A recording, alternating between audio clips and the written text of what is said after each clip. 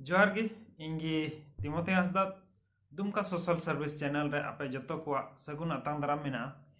और अकोय को नवा चैनल पे नवा गे तो आपे उसेरा खोज उसेरा सब्सक्राइब तबन पे और साथ ही साथ बेल आइकन जटत तबन पे और तेहिं मिटे इनफॉर्मेशन वीडियो गिन अगु कदा ओका दो रजनी मुर्मू नोटिस को कुल का दिया तो ओना बो नेला देरा बो नेल लगी नवा नोटिस रे जैसे बो नेलदा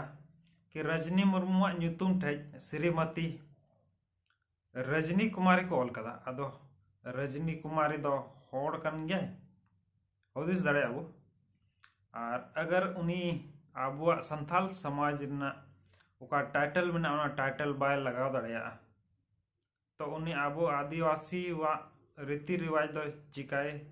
चिकाय रिस्पेक्ट तो नुआ हुदिस ना कथा कना जो अगर लजावता आया टाइटल बाय लगाव दाड़े कान खाई तो आबो संथाल समाज रीति रिवाज दो चिकाय जुगाव जतोना से चिकाय रिस्पेक्ट एमावा ते हुदिस रना कथा कना तो उना नोटिस रे जो बो नेल किदा उनिया नितुम दो श्रीमती रजनी कुमारी को ऑल कदा और नुआ नोटिस दो नुआ लगी को कुल का दिया जब तक नुआ जांच बांग हुयु तब तक उनी दो छुट्टी को कुल का दिया और फिलहाल दो नितो दो आया आतु टोला रगे मेनाया उका आतु रना नुतुम दो कना पत्थर चपटी नुआ दो मधुपुर बगल रगे मेना तो आपे अगर उनी बारे जहाना जानकारी जरूर पे कना तो उनको आतु रे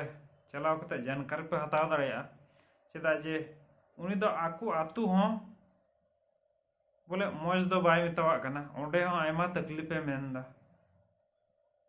तो उनी दो मौजा चीज दो बाय नेल न्यामा उनी दो हमेशा बढ़िया चीज गी नेल न्यामा तो